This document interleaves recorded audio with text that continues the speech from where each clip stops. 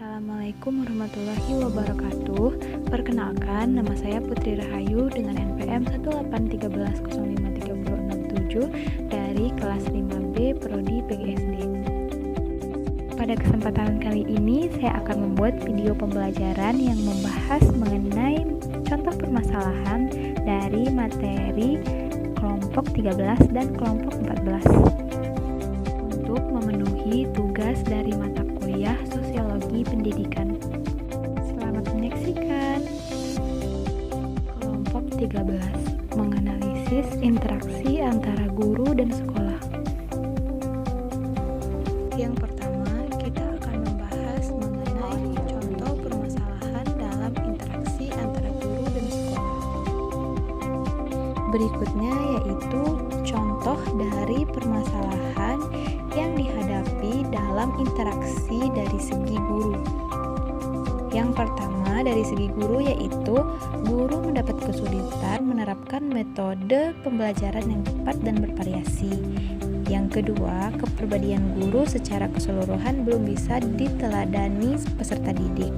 Dan yang ketiga, penerapan tugas sebagai pengajar, pendidik, pelatih belum dapat berjalan optimal. Yang keempat, guru mendapat kesulitan dalam menentukan dan mengidentifikasi materi esensial dan materi sulit. Yang kelima, komitmen kinerja dan keikhlasan guru dalam merencanakan dan melaksanakan pembelajaran belum sesuai harapan. Yang keenam, guru masih mengandalkan lembaran kegiatan peserta didik atau LKS yang dijual penerbit untuk pekerjaan rumah peserta didik karena kesulitan dalam mengembangkan LKS sendiri. Padahal seharusnya LKS yang dikerjakan peserta didik disesuaikan dengan kondisi peserta didik pada sekolah yang bersangkutan. Yang ketujuh, guru kesulitan menerapkan disiplin bagi peserta didik dalam belajar. Dan yang ke-8, kemampuan guru masih kurang dalam mengelola laboratorium sehingga kesulitan menyajikan materi sains secara praktek. Yang ke-8, guru kesulitan dalam mengembangkan media pembelajaran yang sesuai. Berikutnya yaitu guru kesulitan membuat alat evaluasi belajar dan mengembangkan emosional spiritual question atau ESQ. Berikutnya yaitu ada contoh permasalahan dari segi sekolah, yaitu yang pertama dari segi kurikulum sekolah, yang mana satu, isi kurikulum yang padat menyulitkan guru untuk mencapai target yang hendak dicapai dan menerapkan pendidikan pada peserta didik sehingga menghambat kemampuan peserta didik berpikir tingkat tinggi. Yang kedua, pelaksanaan kurikulum dan evaluasi hasil belajar cenderung pada ranah kognitif sehingga ranah efektif dan psikomotor cenderung tidak diterapkan. Yang ketiga, materi cenderung lebih tinggi untuk tingkat kemampuan peserta didik. Dan yang keempat, kurikulum yang sering berubah membuat guru sulit menjalankannya di sekolah. Selanjutnya, masih dalam contoh permasalahan interaksi dalam sekolah, yaitu dari segi manajerial, yang mana satu, kurangnya perhatian pemimpin terhadap sarana dan prasarana sains baik laboratorium maupun media. Yang kedua, pelatihan meningkatkan mutu guru belum merata.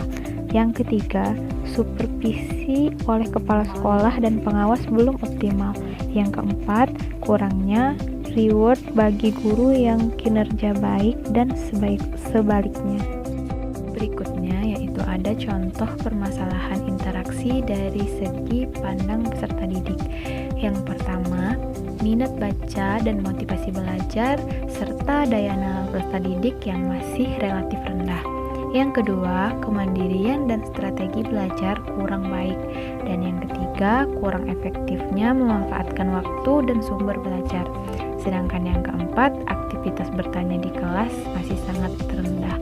Dan yang terakhir, peserta didik pada zaman sekarang ini sangat mudah terpengaruh oleh dampak negatif dari teknologi. Jadi, pembahasan tadi merupakan beberapa contoh yang dapat kita ambil dari permasalahan yang telah dibahas oleh kelompok 13, yaitu mengenai materi menganalisis interaksi antar guru dan sekolah. Selanjutnya yaitu pembahasan mengenai materi dari kelompok 14, yaitu menganalisis penyebab rendahnya kualitas pendidikan di Indonesia. adalah contoh permasalahan yang terdapat dalam pembahasan kelompok 14, yaitu mengenai rendahnya kualitas pendidikan di Indonesia. Seperti yang telah kita ketahui, kualitas pendidikan di Indonesia semakin memprihatinkan. Hal ini terbukti dari kualitas guru, sarana dan prasarana belajar, dan murid-muridnya. Guru-guru tentu mempunyai harapan terpendam yang tidak dapat mereka sampaikan kepada siswanya. Memang guru saat ini kurang kompeten dan kurang profesional. Banyak orang yang menjadi guru karena tidak diterima di jurusan lain atau kekurangan dana. Belum lagi masalah gaji guru. Jika fenomena ini dibiarkan berlanjut, tidak lama lagi pendidikan di Indonesia akan hancur mengingat banyak guru berpengalaman yang pensiun. Sarana dan prasarana pembelajaran juga turut menjadi faktor semakin terpuruknya pendidikan di Indonesia, terutama bagi penduduk di daerah terbelakang. Namun, bagi penduduk di daerah terbelakang tersebut, yang terpenting adalah ilmu terapan yang benar-benar dipakai untuk hidup dan kerja mereka.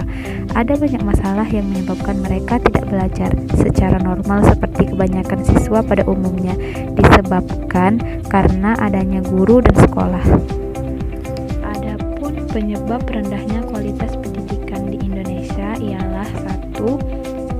Efektivitas pendidikan di Indonesia. Efektivitas pendidikan di Indonesia sangat rendah setelah praktisi pendidikan melakukan penelitian dan survei ke lapangan. Salah satu penyebabnya adalah tidak adanya tujuan pendidikan yang jelas sebelum kegiatan pembelajaran dilaksanakan.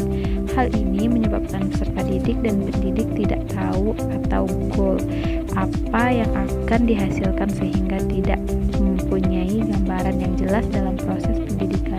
Jelas hal ini merupakan masalah terpenting jika kita menginginkan efektivitas pembelajaran. Bagaimana mungkin tujuan akan tercapai jika kita tidak tahu apa tujuan kita? 2. Efisiensi pengajaran di Indonesia.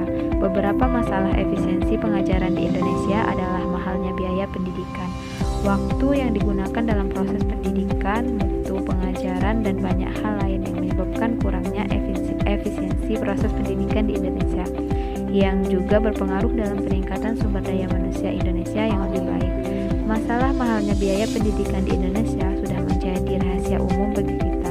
Sebenarnya harga pendidikan di Indonesia relatif lebih rendah jika kita bandingkan dengan negara lain yang tidak mengambil sistem free cost education. Namun, mengapa kita menganggap pendidikan di Indonesia cukup mahal? Hal itu tidak mungkin kita bahas di sini jika penghasilan rakyat Indonesia cukup tinggi dan sepadan untuk biaya pendidikan.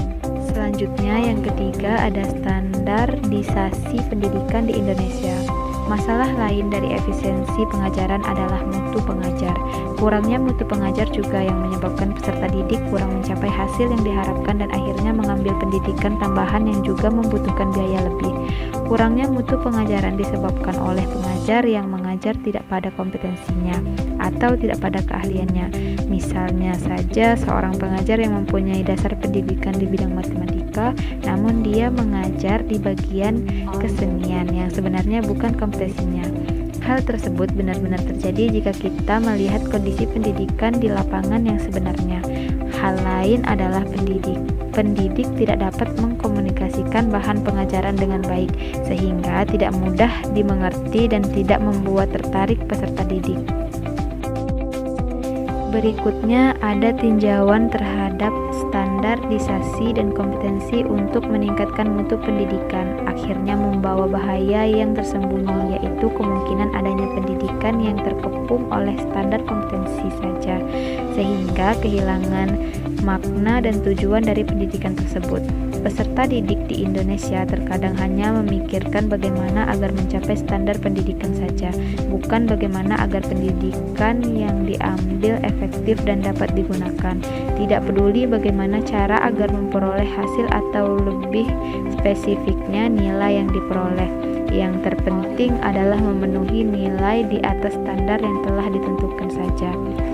Hal seperti di atas sangat disayangkan karena berarti pendidikan seperti kehilangan makna saja karena terlalu menuntun standar kompetensi. Hal itu jelas salah satu penyebab rendahnya kualitas pendidikan di Indonesia. Selain beberapa penyebab rendahnya kualitas pendidikan tadi, berikut ini akan dipaparkan pula secara khusus beberapa masalah yang menyebabkan rendahnya kualitas pendidikan di Indonesia. Yang pertama, rendahnya kualitas sarana fisik. Yang kedua, rendahnya kualitas guru.